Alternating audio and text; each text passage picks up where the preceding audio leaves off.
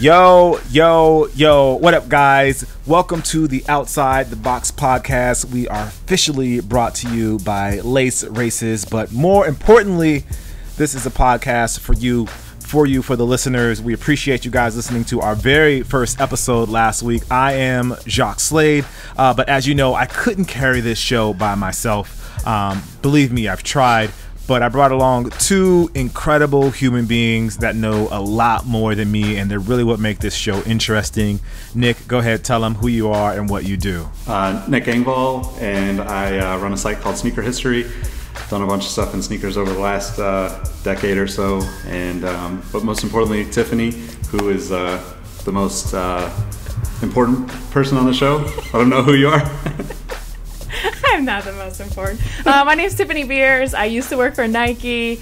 Now I have a YouTube channel and this podcast, and I do some consulting and innovation. Again, I said I was going to do this every episode, so I'm going to stay true to my word. So you guys listening, if you've never listened or watched this show, Tiffany Beers is... I would say the mind behind the Nike mag, you know, the one that's selling for like 10, 20, 80, whatever thousands of dollars it is. Yeah, she did that. And the Hyper Adapt, you know, the shoe that's only like $720 and that laces itself based on some sort of wizardry. Yeah, she did that as well. But, you know, she just works at Nike and she consults. We'll leave it at that. Yeah, good one. Great one. Yeah, we get it. Anyway, so let's kick off this show.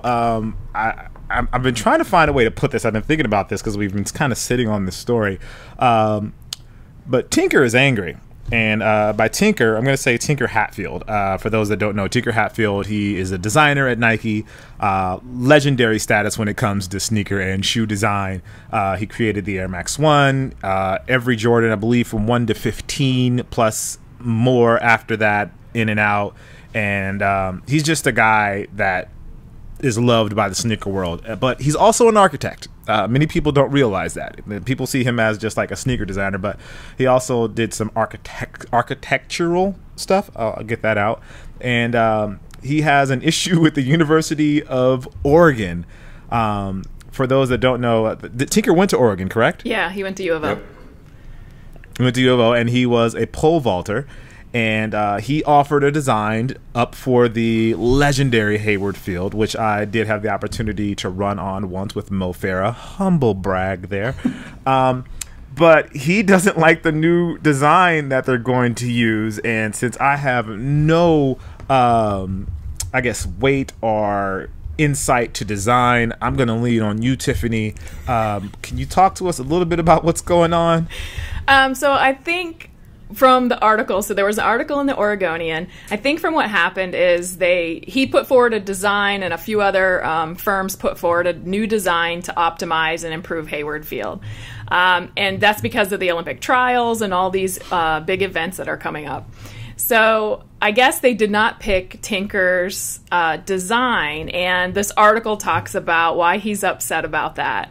And he brings up several interesting points, but for a building that size and that much money going to it, I think they say how much is in there. It's going to cost more than $200 million. Right. The big aspects, the two things that stand out to me of why he was upset was they're not optimizing it for athlete performance. So like the way the airflow goes through the stadium and the cheering and how the crowd can impact the athletes is going to be diminished with the new design. And then also they're saying that like there's these, I guess is it the South bleachers that have been there forever, right? And like it's a historical thing. Well, they want to remove those, and Tinker's design was part of keeping those. So it's a really interesting conversation. What do you guys think? I mean, this kind of reminds me of is it what's the Levi's Stadium? Yeah, and in San Francisco, Santa Clara, sorry. Yep. Where like people were fainting because they didn't design it very well, and people are getting too hot and they're fainting.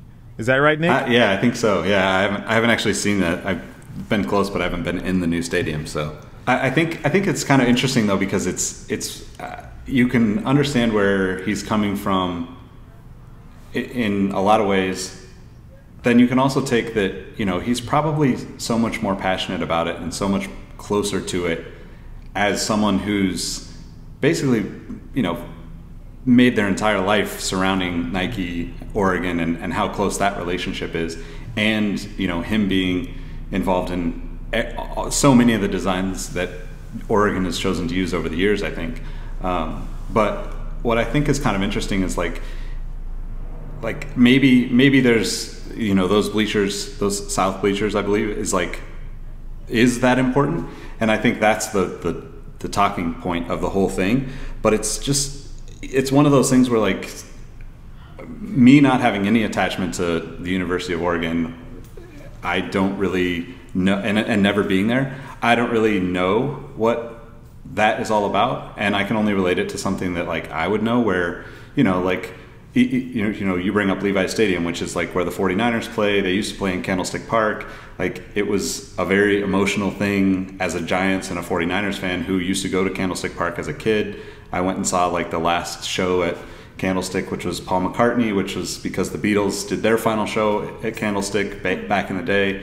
And it's very emotional. So I can understand at least a little bit his frustration in, like, if he's going after keeping that specific element because it's a nostalgic piece and it's something that's iconic about the design, that if they're going to get rid of it with someone else that's obviously not as closely tied to the school, I could totally relate to that.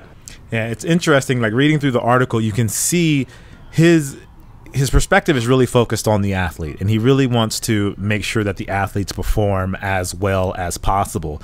But not only the athlete, he seems to have a genuine care for the community there as well. I think towards the end of the article, he mentioned that they're building this 20-foot wall, and in his mind, that 20-foot wall is separating the community from Hayward Field. And from my experience at Hayward, it seems like that community is a big part of that field's success. That community really they come out to support, and they come out and show love, and they're there for the track meets, and they're there to encourage the athletes.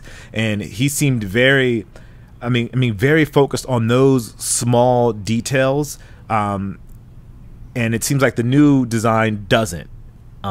And I guess this kind of goes to what you were saying, Nick, that there is this portion of the being integrated into that community and being a part of that community, and looking at all of those small little intricacies that someone else who's just doing a stadium redesign doesn't necessarily take into account. Because he says things, because he compliments the new design. He says it's beautiful and that it looks great and that it's going to look great on TV. He even calls it seductive, I think, at some point, which I don't think I would ever call a stadium, but I'm not Tinker. But at the same time, he's like, it's going to look great on TV, but it's not going to be the best look for the athlete. And this kind of brings me back to the sneaker design thing of, like, if he gives this much passion towards the design of a stadium, like, how much did he care about sneaker design and really giving the athlete the best thing possible when it came to the shoes that he put together? Oh man, he's so passionate about it. You can see in this article his entire focus is the athlete. From my perspective, and I worked with him for 10 years. That was number one always. Like, if you came up with a new concept or prototype or something, the first question is, how is it going to work for the athlete? What's the athlete? What's the athletic perspective? So that's foremost number one for him. When you talk about the wall, though, at Hayward Field, like, where it separates the community from the school, part of me wondered, like, is that a safety concern thing? Like, there's a lot of mishaps at schools these days. Is there a need for more protection around the athletic fields? Is that what they were doing there? Like, I didn't think of that until just now, but I kind of wonder, like, actually behind this whole article, like, is Tinker not part of the conversation? Because it feels like he should absolutely be, and this should be a conversation and a discussion to meet in the middle, what's best for the athlete, the community, everything. And I'm guessing he's not, because for him to go public with this email, like, I was blown away. Like, holy cow, wow, okay. Yeah, he spares no punches at all. He's definitely, you can hear the passion in his voice, and in like just reading the email, you can tell he's I don't want to say he's angry. It seems more, and it doesn't seem that he's angry. He's just more concerned that they're going for what is it? Not function, but what's the word? Beauty over function, I guess. Aesthetics, yeah. Aesthetics over function. And he's definitely not that kind of guy. It's kind of interesting, the comments. There's a couple of them. I mean, a lot of people have, obviously their own opinions, and some people are saying that like it's not that important, and you're not taking in. It's not a good place to see things anyway.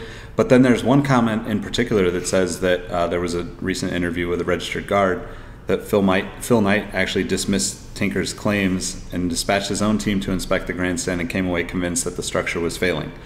So, to your point, Tiffany, like the safety there, I think like becomes a piece where it's like he's saying that described it as safety hazard and potential liability, which I think, not knowing too much about this, world, so to speak, obviously, like no matter how much you want to keep the old look and feel of something, it becomes that much more expensive if the actual foundation, if the actual structure is in any way a liability. So yeah. And speaking of aesthetics over function, there's a new slide out in the world. I don't know if you guys have seen it. I have.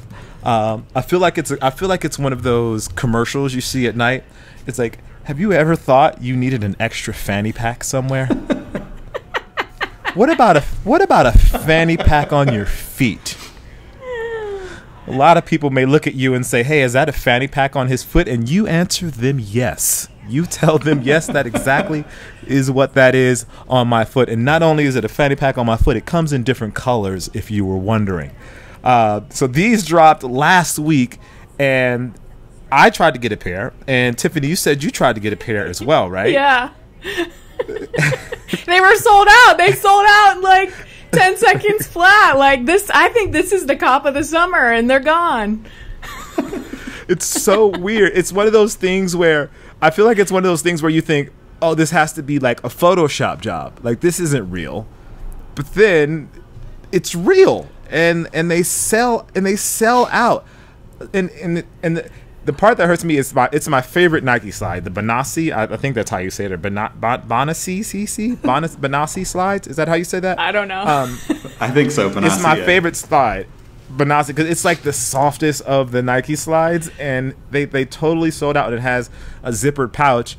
I'm gonna ask, like, why? Anybody out there? Anyone? Why? I mean, it's totally functional though. As crazy as it seems. If you think about, like, if you're going to the beach or something, you could throw your keys in there. You probably throw your wallet in there. Like chapstick, whatever, sunscreen, whatever you need, and you don't actually need pockets on your, bathing suit. So maybe it's like the future of beachgoers everywhere. Here's my thing. I don't want your sunscreen if you pull it off of your foot. That's just a personal preference. I don't know. I don't want to, I don't want to be judgy, but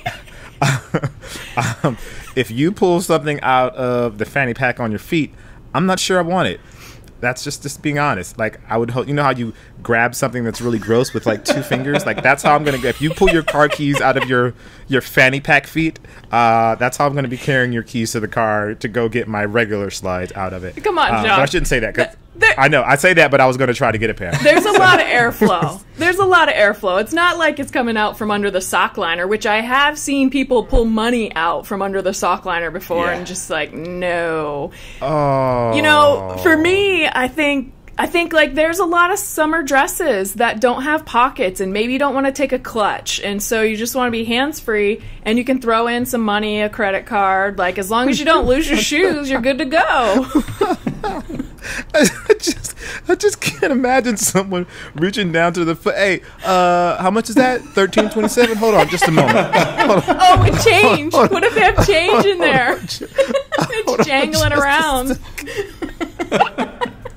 I just don't. I mean, I can't. I mean, I don't know. I mean, fanny packs are in. Maybe this is just a sign that Jacques, you don't have that cool thing anymore, and you don't get what's cool anymore. Because fanny packs are coming back, and I was okay with fanny packs. Like, they're functional, especially being a guy that carries a camera around all the time. Having somewhere I can tuck a camera, like on a fanny pack or something like that, that's convenient for me. I just don't know how convenient it is to reach down to my foot to grab $13.27. I just don't get it. That's a good point, too. We gotta check them out. I think so. It's a good point, though, because the fanny pack thing, most guys aren't wearing it on their waist. They're actually just wrapping it across their chest now, right? Like, that's the cool way to do it. So maybe these are just going to be, like, looped around the neck, you know, like a... Oh, bracelets. Yeah. Wow. Yeah. I mean, again, they sold out, and I'm looking at one of the tweets about this from J23. For guys that don't know, follow J23. He does like the app with the release dates and all of that stuff. His tweet about these shoes was liked 13,000 times, and the conversation on Twitter, it looks like there was 5,135 retweets. What? For this. See, it's huge. Yeah. So like that, and I'm gonna read some. Okay, we have to read through some of these tweets. Just so there's a tweet here. What does it say here? So I found my new favorite thing. Someone please tell me where I can buy these. That's from Samantha, Lionface Sam, and just I could just keep going on. What does this say? And get a matching fanny pack and headband. Okay, so some people putting together an outfit with these. That one was from Alex Whelan, and like there's literally 5,000 of these. Oh, here's one. Mike Townsend. I will transcend the term father. I will be the ultimate dad. That's and that's where I see a dad pulling sunscreen out of his sandals. No. Absolutely, a hairy toad. Just a dad with hairy toes, and he's like, Todd, get over here and put on some sunscreen. Dad, we don't have any. Well, this is when you shouldn't doubt your father, Todd. And he goes into his fanny pack on his shoes, and he pulls out sunscreen. Your dad is always prepared, Todd. And Todd is the most embarrassed kid at the beach because he's putting sunscreen on his face that came from his father's feet. Just putting it out there. But just putting it out. Fanny pack Benassi sides saving children's skin since 2018. Since 2018, and I'm just amazed by this. 5,000 retweets and 13,845 likes. That doesn't tell you that people were feeling these. I wonder if they're reselling. I'm gonna check on and see if they're reselling while we go to our next story. Sorry, so moving on just a little bit. I don't want to say it's a controversy, but there is some talk about Nike and their stance or what they're doing for the LGBTQ community. Sneaker Freaker posted an article about Nike being called out for appropriating LGBTQ culture for profit. Now, this stems from their new Be True 2018 collection, which actually looks really great. The collection does look really nice. In the background of the artwork or the marketing materials, they used a triangle, and the triangle, if I'm reading this correctly, was a sign from Act Up. It was originally reclaimed. Actually, let me read this instead of trying to paraphrase. The triangle was reclaimed in the 1970s by pro-gay activists and was later adopted by Act Up in its memorable 1980s era Silence Equals Death campaign. And based on this article, according to Time magazine, the brightly colored symbol is now often worn proudly, but it was born from a dark period in LGBTQ history and world history. Just as the Nazis forced Jewish people to wear a yellow Star of David, they forced people they labeled as gay to wear inverted pink triangles. Again, that's from Time magazine. Now, Nike tends to do a lot of things where they create special edition footwear or special edition designs or whatever for certain demographics and minorities, but often they, at the end of that article or at the end of that press release, they say portions of that money will go back to that cause or to benefit that cause. They do this with with their Be True not the Be True collection, sorry, the stuff they do for Black History Month. They also do it with the what's the Native American collection N7. that they do, the N7, the N7 collection. But in this situation, it seems like that is not the case. Did you guys get a chance to look at the article? What did you guys think about this? I think that the situation specifically with this one is they used some artwork that came from ACT UP New York, and ACT UP New York basically said, hey, we love that you're moved by our work. How about donating the proceeds to current work so we can continue on with our work? I think this is specifically is like just there's a lot of gray area in this part of the sneaker world. Like, you never really know where, what amount of proceeds, like what does proceeds actually mean, and where does that money go? Like, you don't really ever see it, right? Like it becomes, I think, and it's not even just sneakers. I think this is much bigger, right? Like, we oftentimes get caught up in the marketing element of something, and we want to support that cause. We go buy a product that seems to support that cause. You could look at, Nike with their various things. All the brands do it with a lot of different partners and a lot of different kind of sayings or slogans, or let's jump onto this, monthly bandwagon. But then you have the same kind of thing that happens with, the red iPhone and those kind of things, where it's like everybody gets caught up in like, ooh, that's cool, I'm gonna go buy it. But what does that really mean? Like, are you supporting a good cause by buying that, or are you just supporting a company that's making money off of the the actual community that those colors or themes or stories represent? And I think that in general, like, this one, Nike responded to their tweet and said, let's talk, our Be True team will reach out on Twitter. But it's just I think that it's not fully addressed by companies, and part of it could be that they don't want to say an actual dollar amount, and I totally understand that. But when you only see the front end of these kind of campaigns and never, what could potentially be like the celebration of like, hey, we raised X amount of money for this organization or this group to support them this month or this week or this year or whatever that is, it leaves a lot of people questioning, what does that really mean, and where did that money go, and how much of my money, if I spent $200 on a pair of shoes, where did that money go? Who did that money go to support, or did it just go right back into the shareholders' pockets? Yeah, I think it's interesting. I mean, Nike doesn't say that they're giving money to anyone, but I would be surprised if they weren't. They have a very strong internal LGBTQ community. I mean, Nike's usually really good about this stuff. And then on the other side of it, though, I think like they're spreading more awareness, right? Like, awareness is valuable. So I hope they do have the discussion with ACT and they kind of figure it out, because I think the shoes look great and it could be such a great combo and collaboration between the community and Nike and ACT and everybody. No, agreed. And for me, I think the good thing about this is I feel like we should always keep corporations honest, regardless of who they are, whether they're Nike, whether they're Apple, whether they're Google. I think we should definitely keep them honest when they dip their toes in the water for things like this. These are obviously really important issues to a huge segment of our population, and to just try to capitalize off them obviously is bad, in the sense if you're just doing it just because it's the cool thing.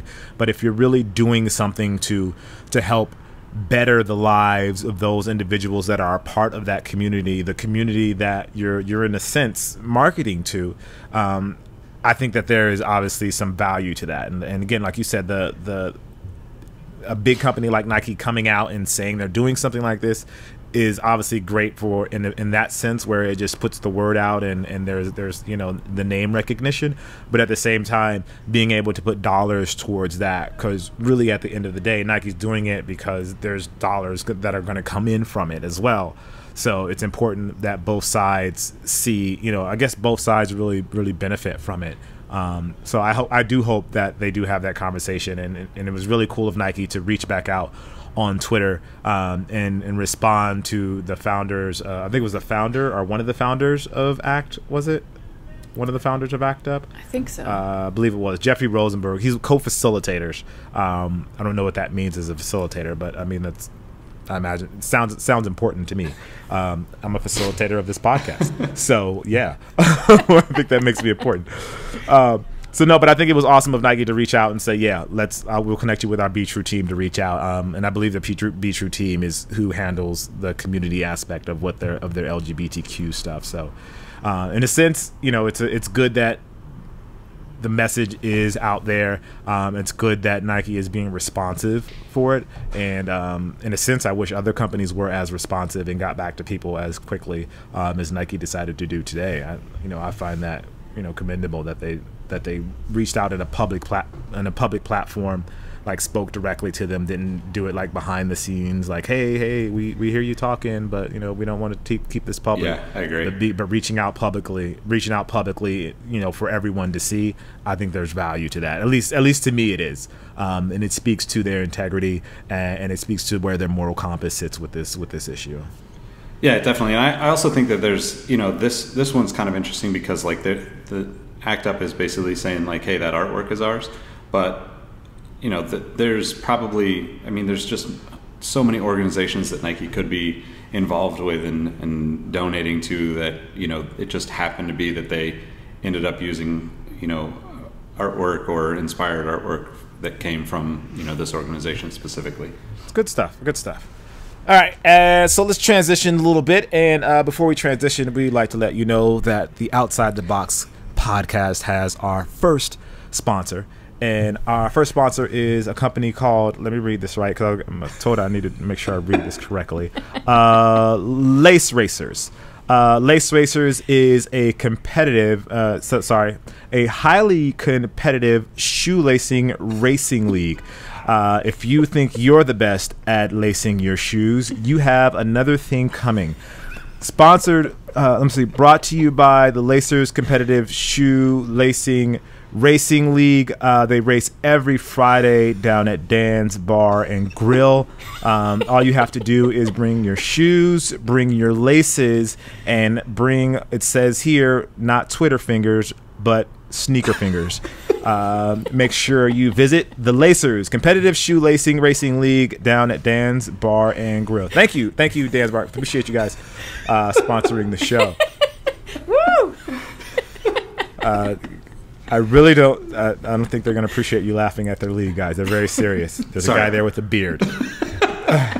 All right. Something just in other news. Moving on. IG algorithm. So some information about the IG algorithm was actually revealed today, which was really exciting for me. But honestly, if I'm going to be honest with you guys, it left me more confused than I was before. It says that there are three main factors that determine what you see in your Instagram feed: the interest, which is how much Instagram predicts you'll care about a post; recency, how recently the post was shared with prioritization for timely posts over weeks old ones; and relationship, how close you are to the person who shared it, with higher ranking for people you've interacted with a lot in the past on Instagram, such as by commenting on their post or being tagged together in photos. So I'm still confused. Does that make sense to any of you? No, it's still confusing to me too. I think that it's, as long as I don't keep getting, like recently I've been getting the 4 or 5 day old posts show up, which clearly that person gets all three, right? Interest, recency, and relationship. Apparently I just didn't have any idea that those were the ways that they were saying, yeah, Nick needs to know about this from 4 or 5 days ago. So there's a few things here that Instagram told Tech, and this article is from TechCrunch, by the way. It says Instagram does not hide posts in the feed. You'll see everything posted by everyone you follow if you keep scrolling. So if you're not seeing a post from a friend, just keep scrolling. Also, feed ranking does not favor the photo or video format. But here, people's feeds are tuned based on what kind of content they engage with. So if you never stop to watch videos, you might see fewer of them. Fun fact. does not favor stories or live, doesn't downrank users for posting too frequently, doesn't give feed preference to personal accounts versus business accounts, and shadow banning is not a real thing, and Instagram does not hide people's content for posting too many hashtags or taking other actions. So my question is, will this change the way you use Instagram? No way. I mean, this is so confusing. What's happening? Like, can we just all post and check out each other's stuff and not have to have the corporation that runs it, like, modify and edit it? Like, come on, guys. No, this won't change anything about how I post. I wish it would filter out people that posted too much, though. I think I read someplace that they're allowing you to mute people now. You can follow them, but then you can mute them. So, I mean, yes, maybe that's a way to for the frequent posters dealing with them. I think it's. Yeah. I don't think this changes anything for anybody. I don't think anybody's gonna like walk away from this and be like, I finally figured out Instagram. And I also think that like the non-chronological feed, no matter where you put it, no matter what site you're on, I don't think anybody really truly enjoys it. Like, why? It's right. Like, okay, now Instagram feels more and more like Facebook, when Facebook changed that stuff years ago and we all got frustrated with Facebook. And then Twitter's the same thing. I think that it wouldn't surprise me if some company came along and just said, you know what, we're just not going to mess with the chronological order of posts that go out, and you guys are going to enjoy it for a long time. I would actually use that app, because the reality is all these different platforms offer almost the identical, same posting services, promotions, likes, favorites, all that stuff. So yeah, but then I wonder if it would turn into Twitter, where you see people posting the same thing 3 or 4 times a day just because they know different people will see it at different times of the day. No, I wonder if that would. No, oh yeah, okay. All right. Well, I would hate that if it happens. I would hate that. That happens on Twitter. I don't pay enough attention, I guess. Oh, and then also in this article it says there's 3 other factors: frequency, following, and usage. Frequency, how often you open Instagram, as it will try to show you the best posts since your last visit. Following, if you follow a lot of people, Instagram will be picking from a wider breadth of authors, so you might see less of any specific person. And usage, how long you spend on Instagram determines if you're just seeing the best photos during short sessions, or it's digging deeper into its catalog if you spend more total time browsing. So there's a lot of different things there. All right, now on keeping with the tech stuff, Apple announced a bunch of different stuff today at WWDC, which is their developers conference. Something that I've always wanted to go to, but I probably don't belong there just because I don't know anything about code. I know a little bit of HTML, and I know Morse code, but I don't think any of that qualifies me to go. That's just being honest. But there's very cool. There's a dark mode, which is they're going to introduce on Mac OS, which is going to be called Mojave now. I think that looks very cool. They're introducing stacks for your notifications. So all of us use the iPhone. So you know how your iPhone has all of those notifications based throughout the day, whether they come from Twitter or Instagram or iMessage or news or any of that kind of stuff. Yeah. In the new update, iOS 12, they're going to start stacking those together. So you just won't have this incredibly long list of notifications. So if you get 10 text messages from 10 different people, it'll stack those all in one stack, and when you tap it, it'll expand it, and you can collapse and expand it, which I am going to absolutely love. And they have the few other things. If you guys are interested in that kind of stuff, make sure you go to like Verge. They have all of that information broken out, or Gizmodo or something like that. Did you guys get a chance to catch it, or am I the only nerd on this podcast and watched the whole keynote speech myself? I didn't watch the whole thing, but I just caught like bits and pieces of it, and then kind of followed along on Twitter from most of the accounts that are talking about it.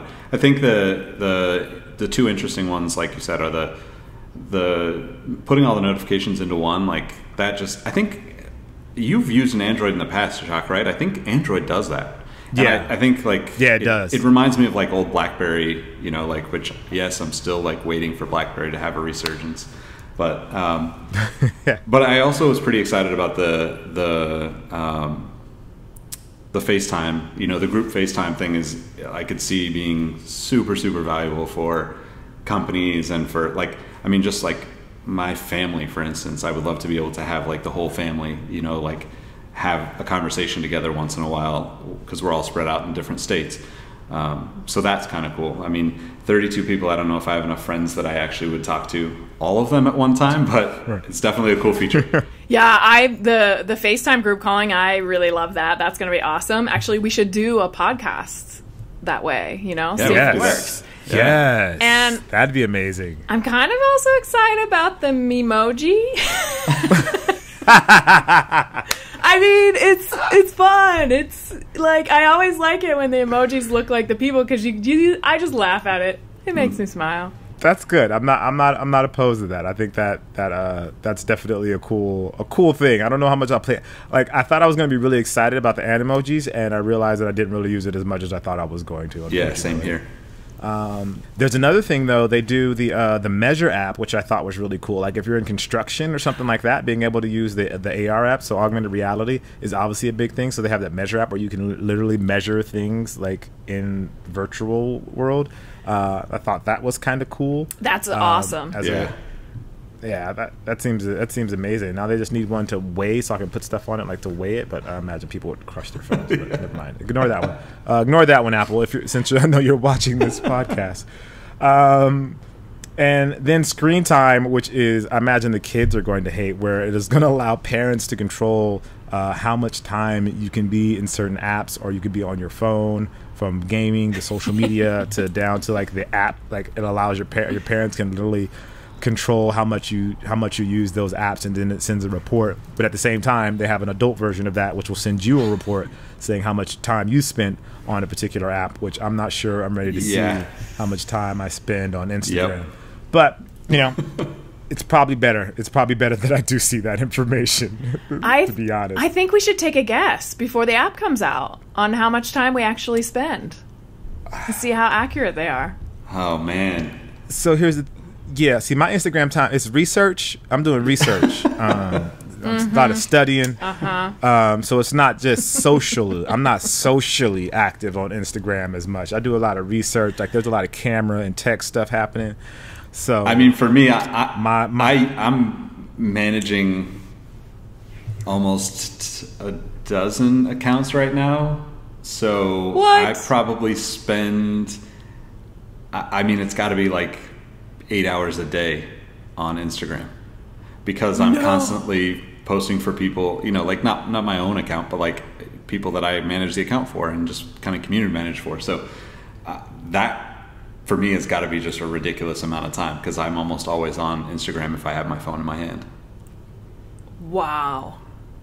I mean, I check mine several times a day. Okay, I probably check it 20 or 30 times a day, but I'm on there for like 2 minutes max. Still, that's like 2 hours. Really?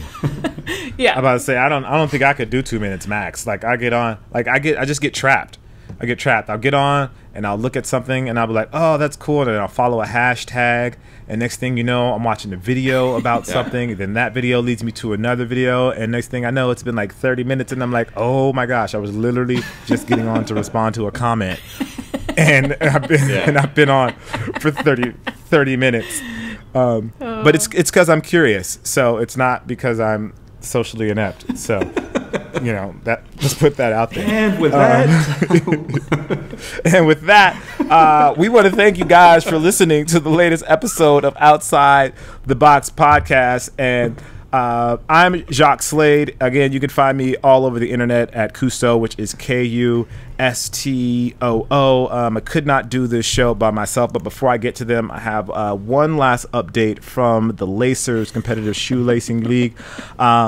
It appears that Bob is going to be disqualified for this week's competition. It was reported that he was using Velcro on his laces, which gave him an unfair advantage, and he has been kicked out of this week's competition. So big fans of Bob. So for fans of Bob, sorry, you guys. You are going to be highly disappointed because Bob will not be there this week. Sorry to hear that, Bob. Bob, get it together. We hope you get things right. I was trying to make it through. I couldn't make it through. That's a stiff penalty. Again. I'm Jacques Slade, but I'm here with two amazing guests. Nick, go ahead, tell them who you are and how they can find you. Nick Engvall. You can find me on all platforms under Nick Engvall, NickEngvall. But most importantly, Tiffany, tell them how they can find you. Tiffany Beers, all platforms, TiffanyBeers. As always, guys, thank you for watching. If you have any comments on anything that we talked about today, feel free to leave us a comment either on Instagram, on Twitter, or on YouTube. Just let us know what you think about the show, or if there's some topics you want us to discuss. And also, if you know any sponsors that want to sponsor the show. With that, we appreciate you guys, and we'll see you or talk to you next week. Peace. See ya.